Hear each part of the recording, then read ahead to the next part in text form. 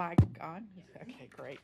All right, so our first keynote speaker is Arup R. Ganguly, is a professor of Northwestern University in Boston, and he's the director of their Sustainability and Data Science Laboratory and co-founder of the NSF-funded startup RISQ.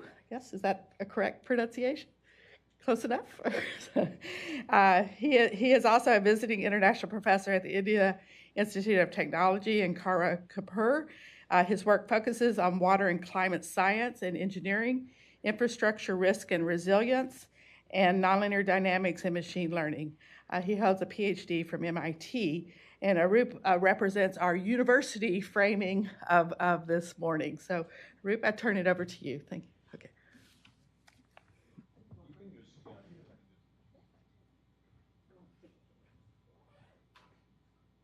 And so you have 20.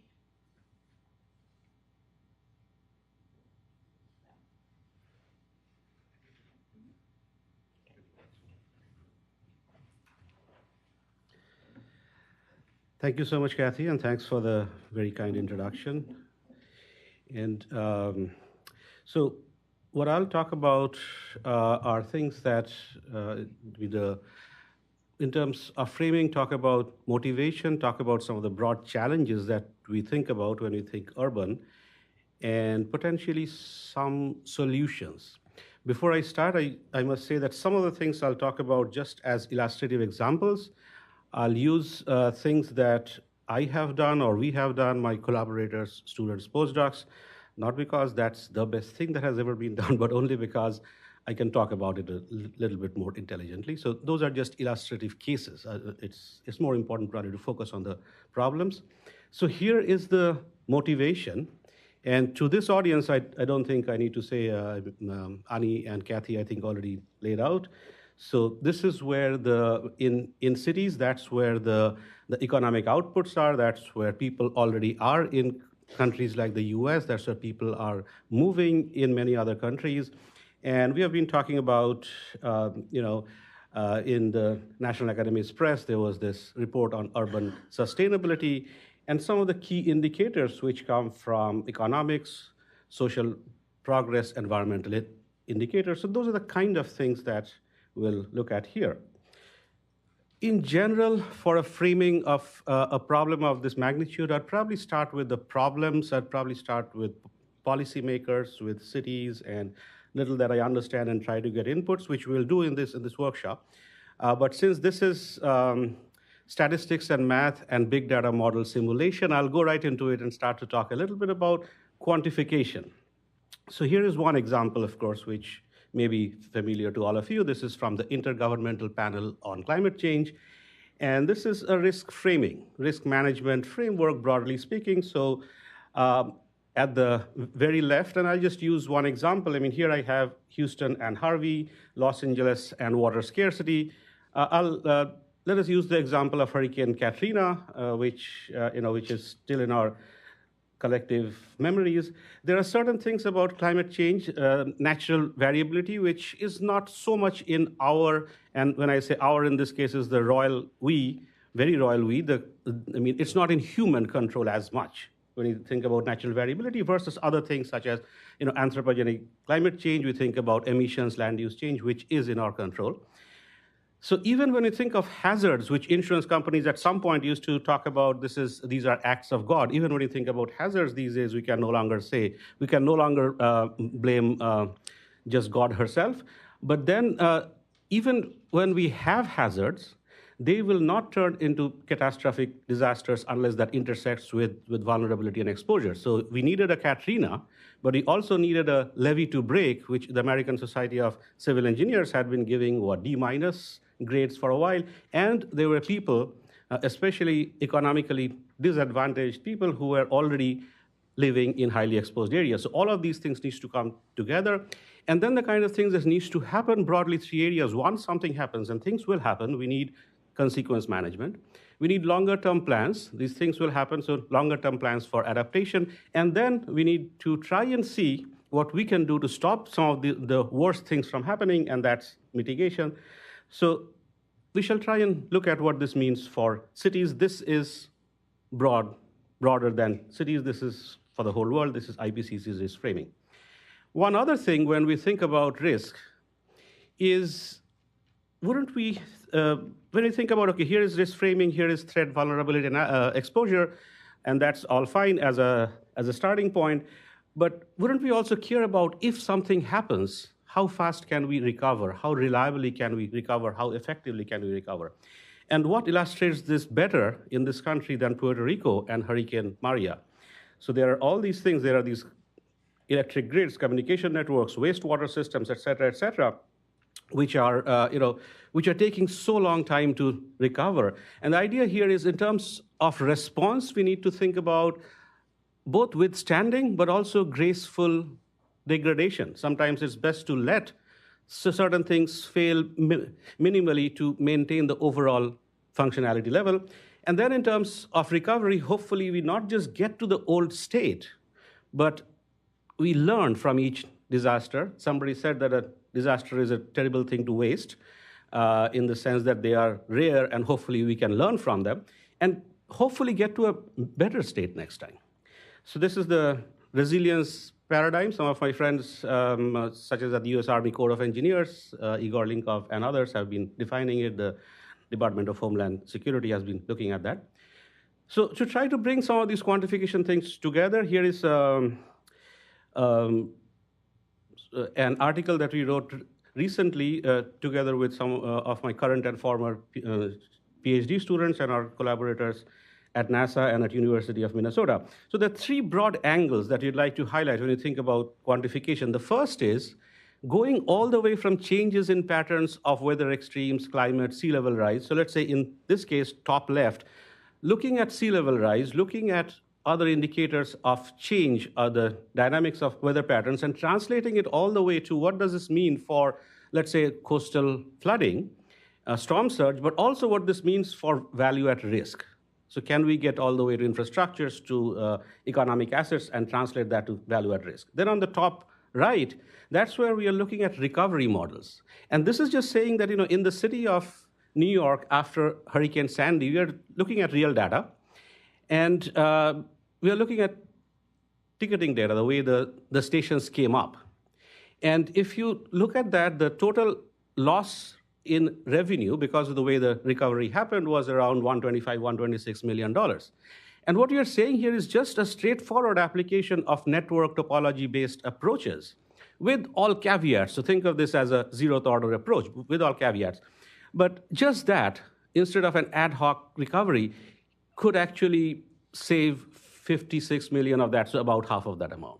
So there's a need to think about recovery in a more systematic way. The other thing that we wanted to highlight, and this is bottom left, is there's a vicious cycle of disincentive structures. So if hazards don't happen, and we have talked to some cities, some port authorities, hazards don't happen, nobody wants to give money for that, for preparedness. Hazards happen, many people want to give money. Just the opposite of what happens in standard insurance. And if some of these organizations are proactive and actually do something about it, call their insurance folks, can you reduce our premiums? Well, they don't have a mechanism to do that. So not only are there no incentive structures, there are disincentive structures built in. And what that then implies is, okay, there are disincentive structures, and combined with policy myopia, which I'll not expand upon right now, but I think all of us know what I'm talking about. Those kind of things then lead to engineering stagnation, outdated best practices, and potentially there's a little bit of a kickstart that's needed to get this vicious cycle back into the virtuous cycle. One would be financial incentives, and another would be let's leverage what in this country and many other countries we have always done very well is the spirit of entrepreneurship, whether it's for profit, whether it's nonprofit, etc. So from that, let me get a little bit towards what we mean by urban. So urban hinterlands. We can think about problems that are motivated from cities. But it's not just that one city that contributes to the solution. And the other thing is when something happens to a city, the footprint of that is much larger than the metropolitan boundary. So at the top left, that's one example of the different lifelines from communications, power, fuel, finance, water distribution, wastewater also, transportation, etc. And when something happens, so first of all, communications. It's not just that city. It's a connected network across that region, across the nation, and across international borders. And so that's one thing. And then one other way to think of that is if you think of water. So in Las Vegas, the water that comes to the city has to move a long way and has to get treated along the way. So it's that entire hinterland that's then contributing to what's happening in the urban area. And similarly for food, if you think of feeding the apple, as they say, New York's future food supply, yes, some of that food is increasingly being grown locally, but there's also regional contributions, national contributions, international contributions. So if you think of hinterland and footprints, it's important to understand that when you think of urban, it's broader than just the city boundary. And it's really broader than the city boundary. So these days we're talking about America's 11 emerging mega regions, interconnected city of cities. What's happening in Boston or Washington, D.C., or New York is not just connected there. The infrastructures are interrelated. The supply chain is interrelated. So these are almost, needs to be viewed as an entity, mega region, megalopolis, if you will. And thinking of solutions. And there are not that many governance structure which can look at this entire thing as a whole, this entire entity as a whole. And there are issues. And by the way, some of these mega regions span international boundaries. So for example, Cascadia covers parts of Canada and the US. So there are important governance issues. And here are some examples. So if you look at the US National Airspace System, something that happens in one airport, especially if this happens to be an important airport, has implications across the nation, potentially across the world, and something that happens elsewhere has implications for the airport. So we looked at US National Airspace System, Indian Railway Network, similar kind of things. And here I'm not even beginning to talk about some of the newer things happening, smart cars and ride sharing and so on, which might change these paradigms. Here is one other interesting way when you think about boundaries. This problem is not urban, but I just wanted to highlight that, and there are connections with urban. So in a land long, long back and far, far away, this is India 2012. Various interesting things happened in the coupled natural engineered human systems. There was delayed monsoon and heat waves, intense heat waves. Together, what that meant, because of various incentive structures that have been put in place for good reasons, but they're put in place earlier, things like food security, et cetera. But that was a while back. Now what happens is anytime things like this happen, there's a surge in agricultural water demand, there is a lot of electricity usage, and this is just human behavior to some extent. Okay, here is how the incentive structures work. Now, in an urban setting, that would also mean things like, there is urban heat island, there is growing use of AC. That leads to a little bit more urban heat island, and hence growing use of AC, so a little bit of a feedback effect. In fact, one of my friends at Oak Ridge National Lab, Dave Erickson, and others studied some of these kind of things. But here, in this case, we're talking about agricultural water demand, the use of electric pumps, which led to increased stress on India's power grid.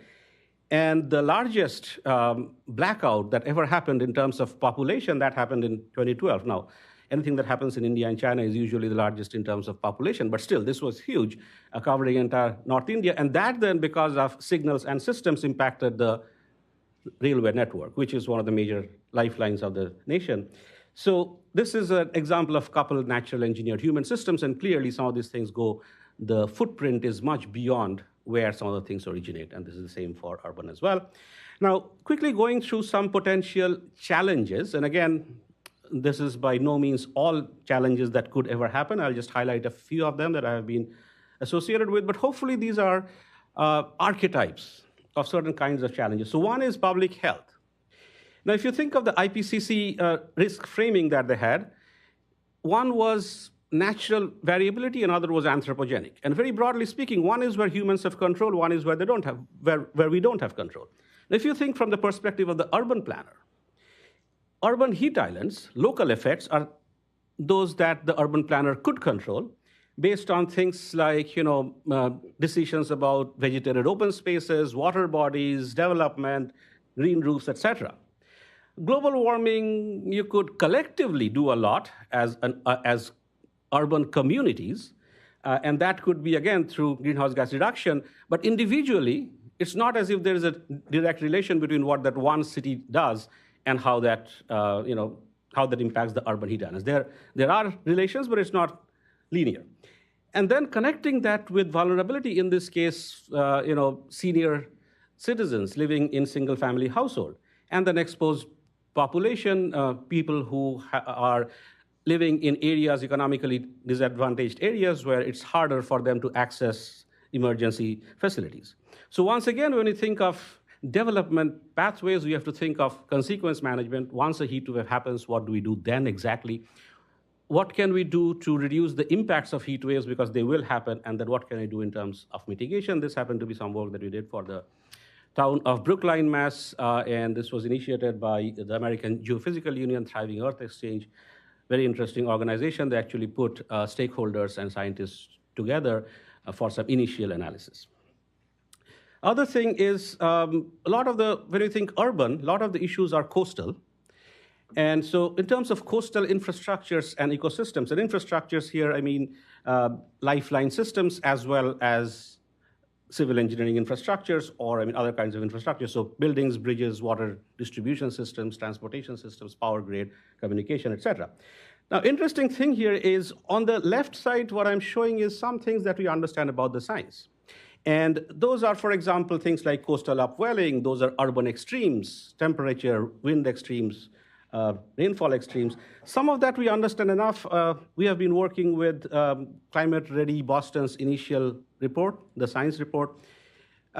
We understand enough to be able to work with them, but the kind of things, the information that we need at the scales, and the kind of information that we need to inform things like, if you're thinking of a system of systems, if I may call it that, between the electric grid and Boston's subway system, and how that gets impacted directly and indirectly from, let's say, a Category 3 hurricane, the kind of information, the scales at which we need them, these are different. So the science that we understand and the scales at which we need to understand them to inform engineering and policy, there is a gap. And this is true for infrastructures, this is true for urban ecosystem services. Food, energy, water, when we think about natural resources, again, similar framework as that risk framework could be used, except here the hazard becomes the water stress. This was some work we did for Department of Energy's ARPA-E.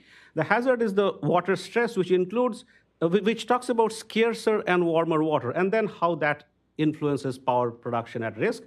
Many of the things that we hear about from that I have heard about personally, and as a community we hear about from stakeholders, often deals with, well, you need to tell us what happens in the 20-year, 30-year time frame at most, because that's my decision framework. And at those scales, there are a lot of different types of uncertainties. Uncertainties because of our knowledge gaps, but also uncertainties that are potentially irreducible.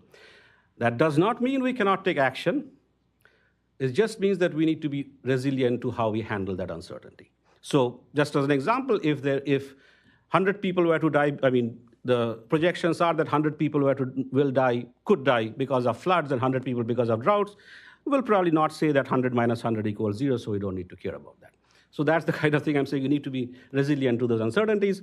In terms of some solutions that are coming across, there is some development around the spatio-temporal database, the framework, the technological solution over which things can be built. People are talking about next generation digital earth, where, for example, here is an example where you're looking at buildings and then you turn a feature on, and now you can see underground pipes, let's say, of water distribution systems.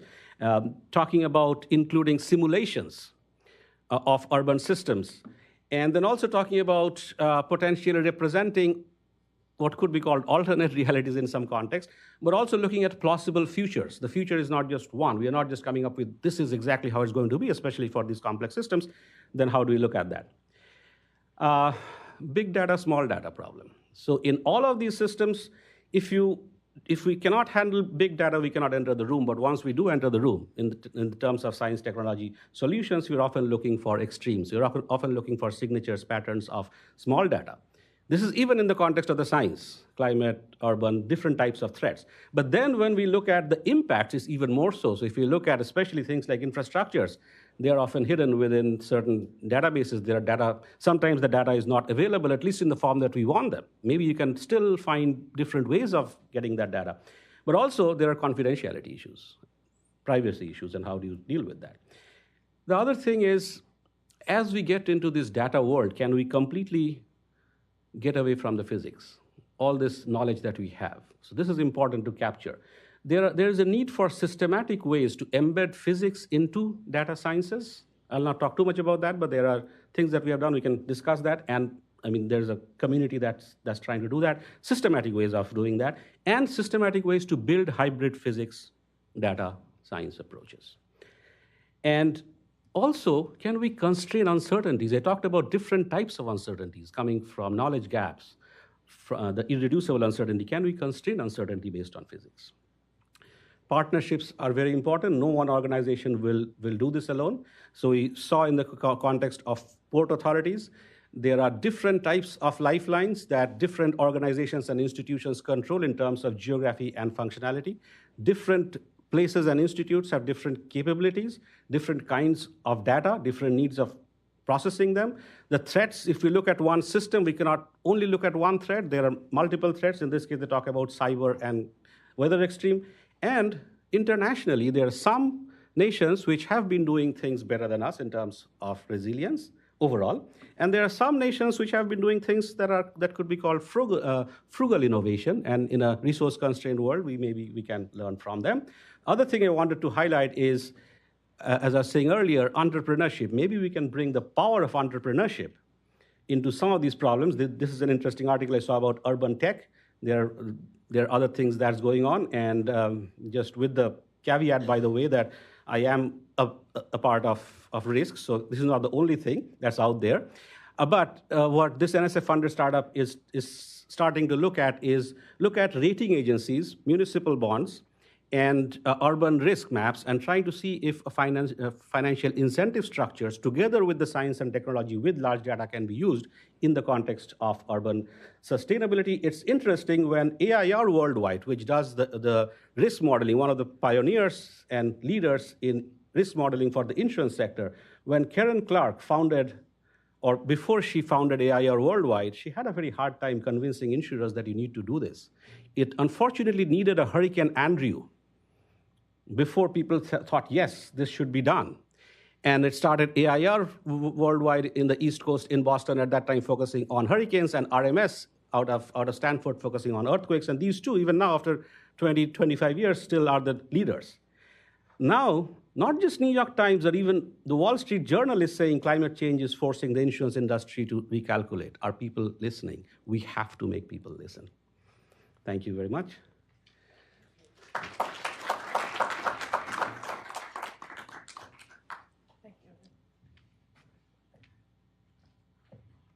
I'm feeling very smart for that, for choosing, for suggesting Arup to lay the foundation. That was fantastic. So we'll reserve questions for the panel. So please do make note of your questions. And that was just simply an excellent talk.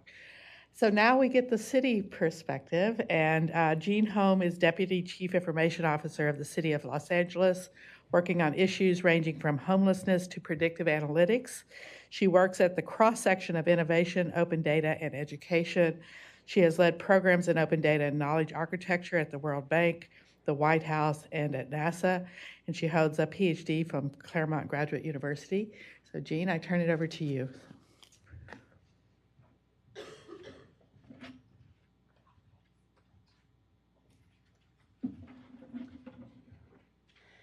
Thanks so much. I will differ slightly from my academic colleague in that I will not show equations in my view graphs. So I'm all about, but together, you'll see how together this is what makes actual action. So I'm talking today about how to connect research to action.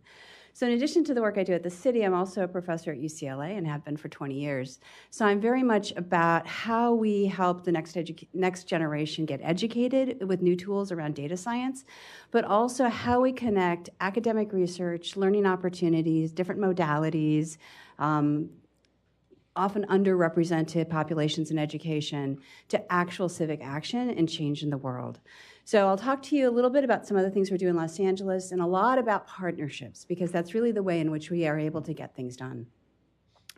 So for LA, we're really talking about, and this is true for many, many cities around the world, we want to be efficient and effective in the way in which we spend your taxpayer dollars, and thank you very much for paying your taxes. We want to make sure that we're safe, that we're equitable, that we're resilient and innovative. So all those great adjectives that we want to kind of attribute to all the kinds of work that we do, we really want to make sure that at Los Angeles we focus this around equity. So in a city where we have some of the highest earners in the world, we also have one of the largest poverty nexuses in the country. So Los Angeles County is the most impoverished county in the country, which a lot of people often forget. We have a huge number of inequities, and technology is an opportunity to try to bring that together in a way which changes the equation. We don't have to live in the dynamic in which we have left our society. We can actually change in a governed way using data-driven approaches to actually change the policies that change the outcomes. So I have the great pleasure of working for Mayor Eric Garcetti, who is a very tech-focused mayor and very data-driven. And in fact, he and I had met earlier before I started with the city, talking a lot about open data within the work that we were doing at the White House and the work that we were doing nationally. In any city, we get data from lots of different sources. So we get data from academic research, but we also get data from sensors. So we have deep, rich sensors, satellite data from NASA, airborne instruments, ground data sensors. And as we're moving forward with an Internet of Things approach in smart cities, we have sensors everywhere. So we have sensors on our trash trucks. We have sensors on our street sweepers. We have sensors on streetlights. We have sensors on our new 5G devices that are being deployed through our telecommunications companies. So sensors are in backyards, they're on vehicles, they're on animals. And what we're trying to do is understand what of this data is going to help us make better decisions. And how do we federate this data and make it interoperable in a way that helps drive action, especially when we talk about things where we have a very short decision cycle. So we're using tons of different kinds of approaches. Hopefully those of you listening online and those of you here will recognize at least a few different kinds of technologies that you're looking at. Certainly we're very interested, and we just started a new department at the city on data and predictive analytics. So we've taken our open data efforts and created a whole new space where we look at what has been the history of the way in which we use data, the way in which we connect, and then how does that help us predict better outcomes for our citizens in the future. And I'll talk a little bit about the work we're doing with homelessness to kind of give an example of how we do that in a very socio-economic way. And then also I'll talk a little bit about the way we're doing that around earthquakes in a very technical way. So this is only possible, all this kind of work is only possible because we're part of a bigger ecosystem. So government just organizes activities around a region and convenes people together. I mean, really, that's what happens. And at a city level, we also pick up the trash. But to a certain extent, it's really all of us together. So how many people, I want to raise your hands, and if you're online, you need to raise your hand too. How many people here live in a city? Whoa, this is amazing. Okay. So that means that you're part of your city's ecosystem, whether it's a little city or a big city, whether you're in an urban area or in a more rural area. You are part of that ecosystem and gathering data and understanding and wanting to make changes that make things better from your perspective in the place you live. So we work with businesses, we work with citizens, we work with our city government, we work with other regional governments, and we work a lot with universities as part of our partners. Just to give you some perspective, Los Angeles is the 13th largest economic entity in the world in the government space. And so we also have 500 square miles, which doesn't seem that big until you realize we have 4 million people in that 500 square miles. We're one of the most diverse cities on the planet, and we're plagued with challenges, but also great opportunities. So what we look at is how we can connect to universities and academic institutions and research organizations and pull the best out of those research organizations that help us to understand the data that will create better actions and better outcomes for our citizens. So to us, it's all about understanding that sort of cycle, as opposed to just sort of research that informs us, but how are we going to use that information to actually create better outcomes? So we use this by looking at issues around data interoperability, data standardization, data provenance. We want to make sure that as we gather the data from the different resources, we understand sort of the authenticity of that data. We also want to make sure that we're activating citizen scientists. So there are 48,000 people who work for the city of Los Angeles, but there are 4 million people who live in Los Angeles, and there's 8 million people who live, work, and play in LA. So, culture test. Who knows what this is? No gamers? Okay. My name is Jean, I'm a gamer. It's SimCity. So we often talk, and we'll talk over the next few days, about modeling and simulation approaches. And we're going to talk a lot about sort of algorithms and predictive analytics. But I don't want us to forget that every single day, people everywhere are doing modeling and simulation in ways that we just don't necessarily pay attention to. So this is one of the ways in which people sort of model their city of the future. So SimCity is a game where you can kind of create whatever you want. I love the fact that I can take a roller coaster to work in SimCity. I think that's a very interesting approach to traffic congestion in Los Angeles. And so what we want to do is think about how we co-create these ideas of the future. How do we unleash ourselves so that, and our citizens, so that we can kind of figure out what we want the future to be, even as crazy as it might seem, but that really helps to open up new possibilities. Okay, another culture test coming up, because, LA is actually, Hollywood is a neighborhood within Los Angeles, so who can recognize this? Blade Runner, very good. Congratulations to you at home as well. So Blade Runner takes place in Los Angeles in 2049. So what do you see in this picture that's not here today? Flying cars. It's kind of a dystopian future, right? Huh? That's here today. That's here today.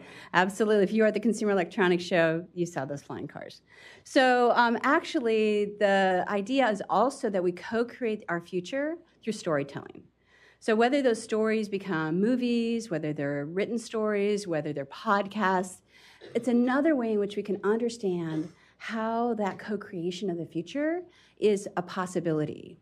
Now, all of these things aren't going to happen, right? So whether it's SimCity or whether it's Blade Runner, we actually have the choice of whether we want a utopian or dystopian future. And I firmly believe that our utopian future is one that we co-create together. So the way in which we do that in Los Angeles is that we formalize partnerships. So we have a data science federation that I started 2.5 years ago with 17 universities in California and Arizona. And so these universities work together with city departments on specific data challenges. So I don't know how many of you currently teach in the classroom, but when I teach in the classroom, my students are always hungry for actual data and always want to make a difference in the world. And often, especially for undergraduate students, they don't have that chance. So what we do is we take city departments that have challenges around data that they don't really know how to approach, or they're looking for fresh ideas. We take university classes in data science, in statistics, in urban planning, in policy making, in public policy and health, and we combine them together so that the students are working on real life challenges that the city departments are facing. And this provides a couple of different things. One is it gets our next generation a little taste of the power of government service and how amazing a career opportunity that can be. At Los Angeles, as I mentioned, we have 48,000 employees, and 18,000 of those are going to be retiring in the next 3 years. So I'm really interested in getting young people with big energy and big ideas and a lot of passion for the city to come into city government. The other thing is we want to have fresh ideas and new approaches using new technologies for challenges that the city has been sort of stymied with. And so as part of this, we really want to make sure that we get the best of academic research, the best ideas, and then feed that back into city departments, and often by hiring those young people into the city. We also work with our Code for America, which is a group of sort of a loose affiliation of organizations all across the country. Our local brigade is called Hack for LA. We meet 3 times a week with community organizers, activists, hackers, white hat hackers, all sorts of folks who are really interested in trying to make a difference. A lot of these people don't even have tech or data skills. They just come with a passionate idea. And so we connect formal data and academic research. We also look at what the community is saying and what they want to put together and what the areas are that are passionate to them. It's not just about a city thinking about what's important, but also understanding from our neighborhoods. And then we can't forget our businesses. So in Los Angeles, 2/3 of our businesses are started by immigrants, and they're generally small businesses. And these small businesses don't really understand all the issues around cybersecurity and cyber safety. So as part of our research in this area, what we do is we partner with over 500 of these small businesses, and then we share with them sort of the vulnerabilities that we're seeing, what kind of ransomware attacks are happening, what's going on in the region. And we do this sharing every week so that those businesses become more cyber safe, but also we create this sort of nice connection and ecosystem of research around cybersecurity and vulnerabilities and ensure that everybody becomes safer. And then we can't forget our citizen scientists, sometimes our youngest citizen scientists. So this is a game that we've created with a group in Canada, actually, called Agents of Discovery. And this is a way for kids to go out and explore our city parks. So it's an augmented reality game, and so you pull it up on your phone or your iPad, and then you can go out and understand what's going on in the environment.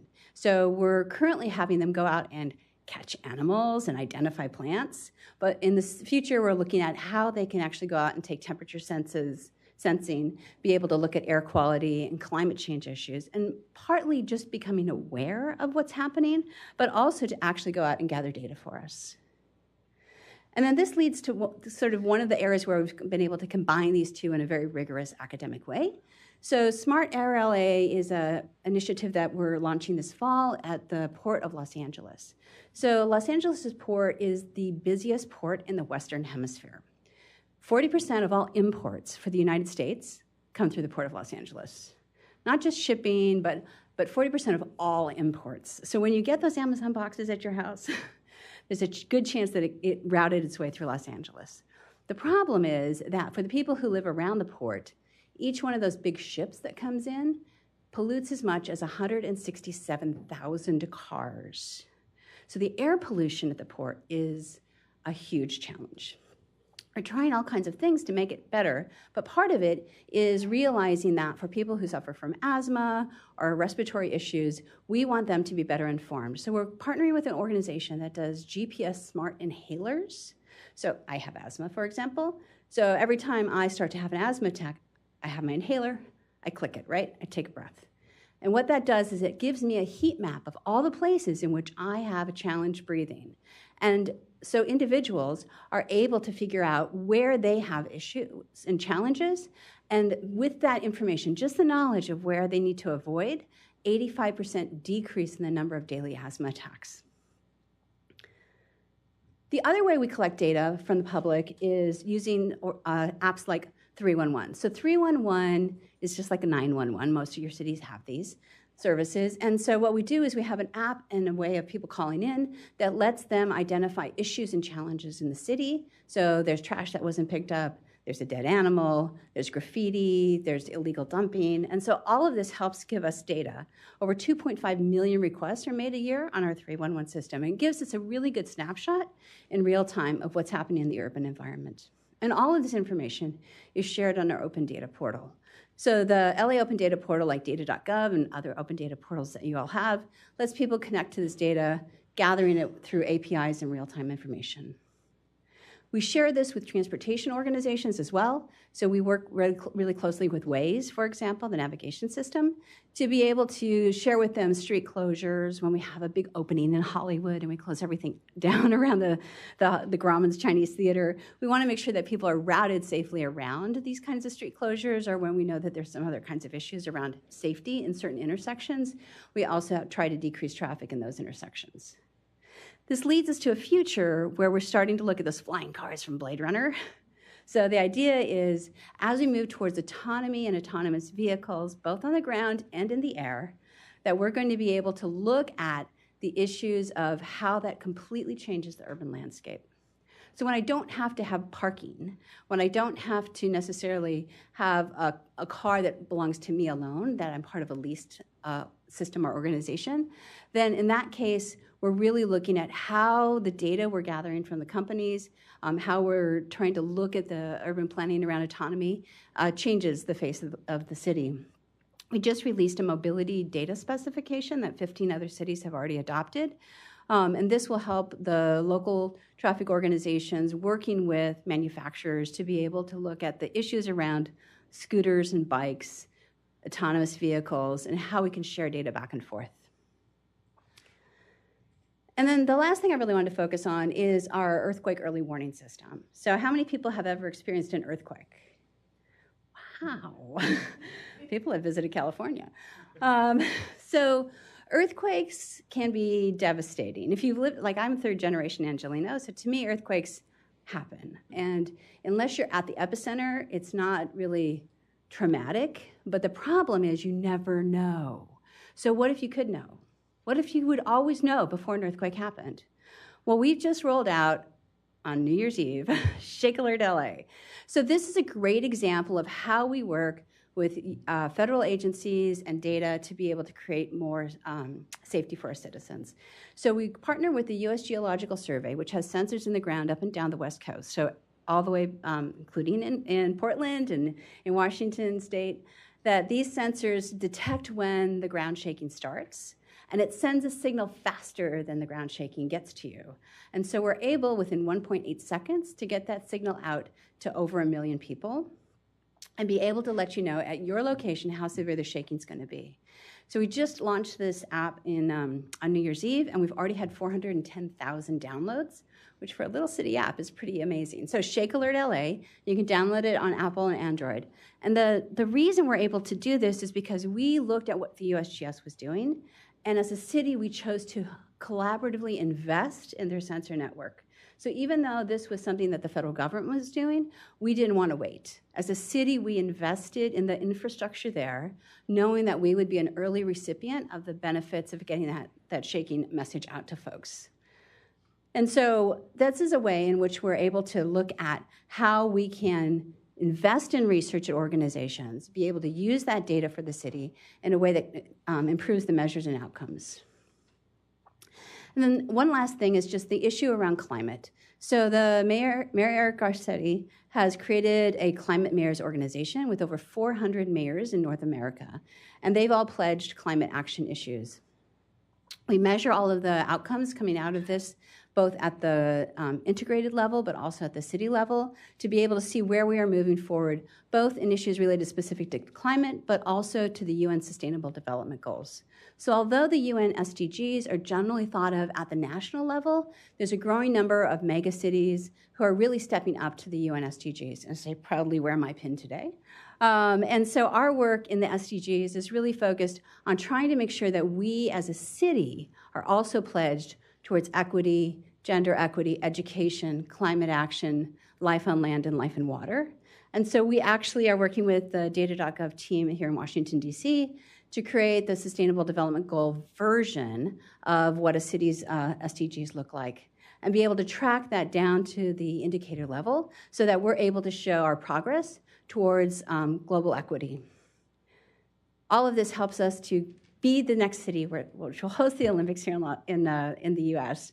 So LA 2028, I'll see you there.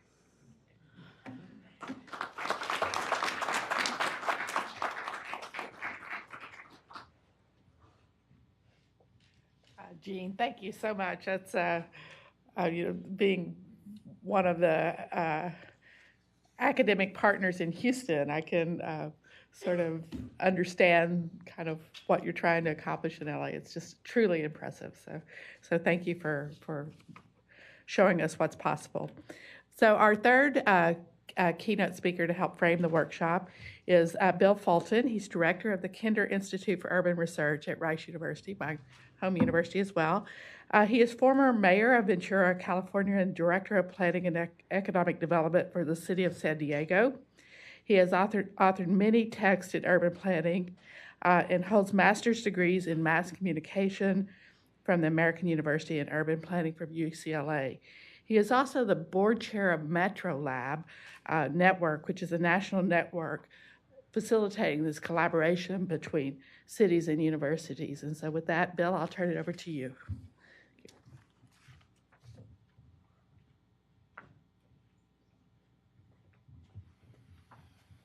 Thank you, Kathy, and good morning, everybody. And continuing the trend of the downward trend of technology this morning from the first speaker to now, I have absolutely no visuals at all.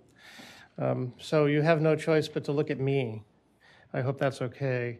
That was a pretty inspiring talk just now by Jean, and I have to say, as a longtime resident of the Los Angeles area, I was thrilled to wake up this morning and see that your boss, Jean, has decided that he's going to focus on being the mayor of LA rather than running for president, which I think is going to be a really good thing for the city over the next 4 years that he's still in office. So I come at this from a variety of perspectives. I've been the mayor of a beach town in Southern California where sustainability was a life and death issue. I've been the planning director of a large city, San Diego. I have been a government contractor working on sustainability issues for cities. I've been the policy director of an annoying advocacy group advocating for sustainable land use practices. And now I'm a university partner to cities, as Kathy indicated. And I think Los Angeles and other large cities aside, I think there are some pretty important things to understand about how municipal governments work and the ways in which the ways in which you can use data to make those municipal governments work better, especially for sustainability goals, and some of the challenges that those municipal governments face. So I think that the most important thing to understand is that a municipal government is basically a series of operational departments, right? A series of functional departments, each one of which has a particular goal and a particular task. Traditionally, they have collected data in their own way, for their own purposes, for their own use, right? So one of the most difficult things, as Jean alluded to, is getting all of the different departments to A, surrender their data to a central place, and B, have that data be able to talk to each other.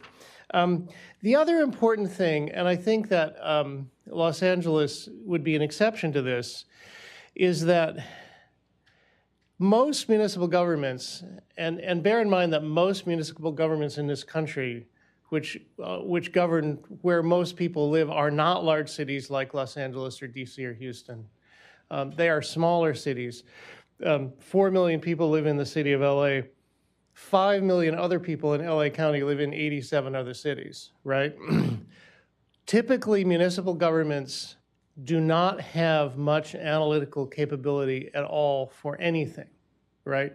They have budget analytical capability because to the executives who run those cities, mostly city managers, it's the budget that matters, and it's the budget that drives the ops, and it's the budget that drives what goes on.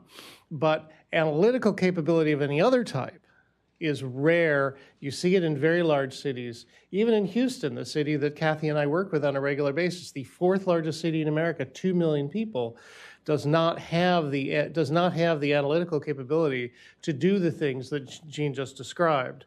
So I think that's a major impediment. The other thing to bear in mind is that the people who are the department heads are ops folks, right?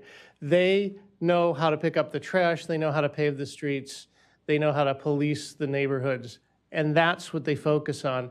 Traditionally, they have done that with the benefit of almost no data, up until certainly 15 or 20 years ago. And even today, in many cities, department heads work operationally off the seat of their pants and their own knowledge and their own intuition more than they do off of data. And this varies dramatically across departments, okay? Police departments, for example, are extremely sophisticated in the way they use data, and they become much, much more effective in the last 20 years for that, because of that. But that is not the most typical thing. Now, as Jean indicated, cities are awash in data. They have so much data they don't know what to do with it. So think about it now.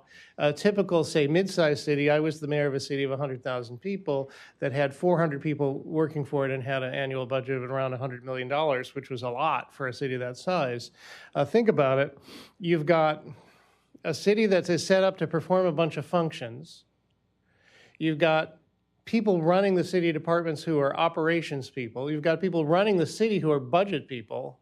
And all of a sudden, you have an enormous amount of data that nobody knows what to do with that could be used to make the city run better, but the entire city government is not set up to allow that, to facilitate that or allow that to happen. So what do you do? Which is kind of why we're here, right? What do you do? And I think there are a number of things that we can do.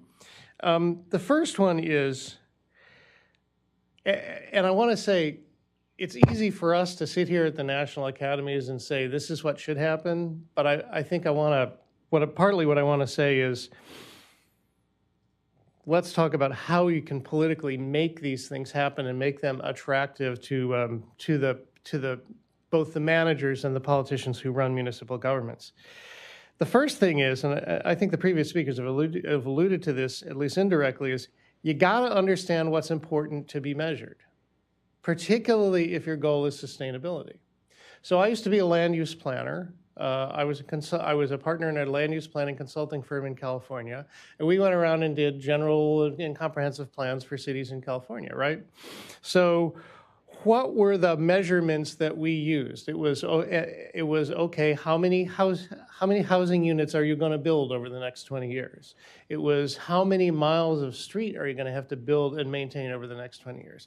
That doesn't have a whole lot to do with sustainability. That's measuring, from a sustainability point of view, that's measuring the wrong thing, right? What is far more important than how many houses there are is what's the waste stream coming out of those houses and how can you decrease that, right?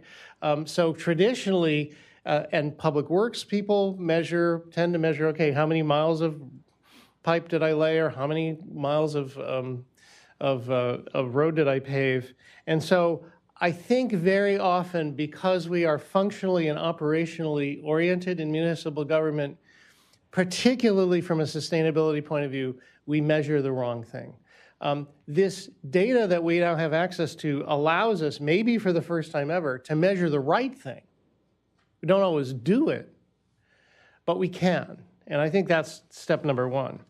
Step number two is to try to explain and make sure that those people running our municipal governments understand that investing in data sciences is a valuable thing.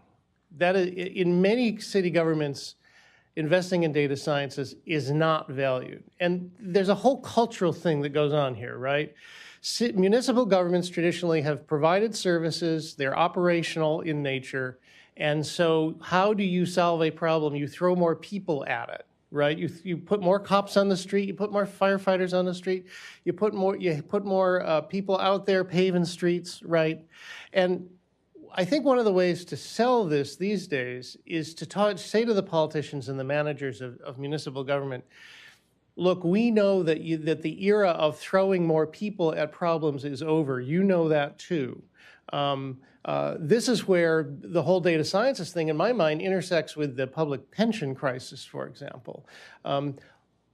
Municipal governments are going to be highly constrained from being able to hire more people to do things in the future, because they're paying retirees a lot of money.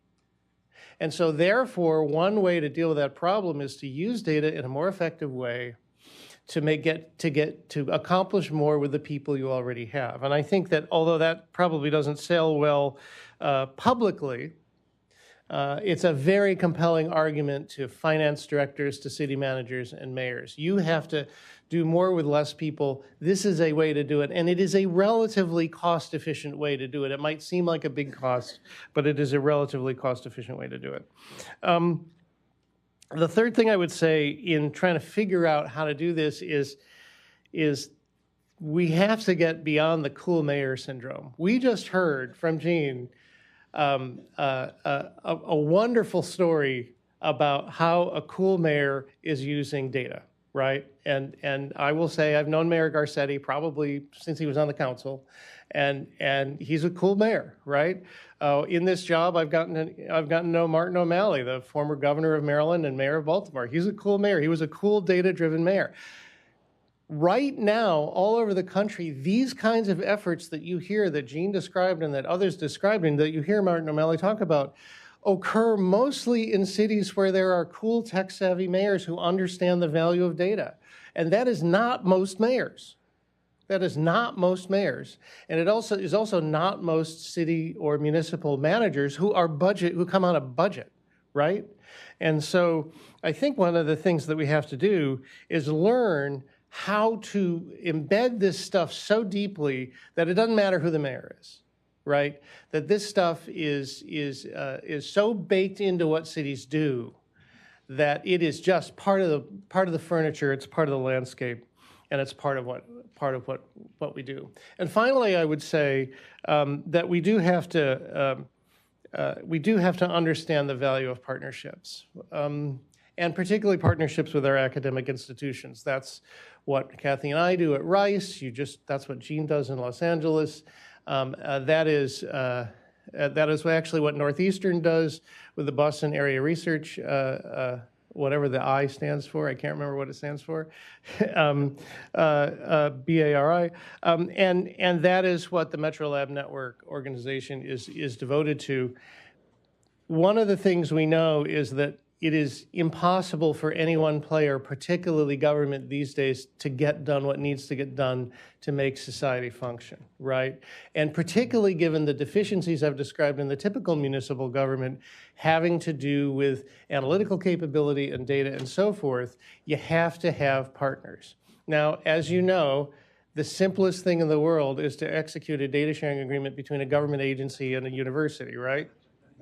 So my point is, this is not an easy thing to do, but the horsepower you have in the institutions of higher education, in the universities, and the data that may sit there that may not reside at the city is tremendously powerful. The privacy issues are enormous. At Rice just the other day, we had a major conference, a symposium that Kathy put on data privacy, and I came away like totally overwhelmed, like there's no way we're ever going to be able to do anything useful given the privacy issues. But we cannot live in our silos anymore. So, as I say, we got to measure the right thing. We got to persuade politicians and urban managers to invest in data sciences as a good investment. We got to bake it all in and get beyond the cool data syndrome and the cool mayor syndrome. And I think we also have to make sure that partnerships across all sectors, but particularly between municipal governments and universities, are robust and are helping our municipal governments do what they can do. So that's really my message today, and thanks very much, and I look forward to further discussion.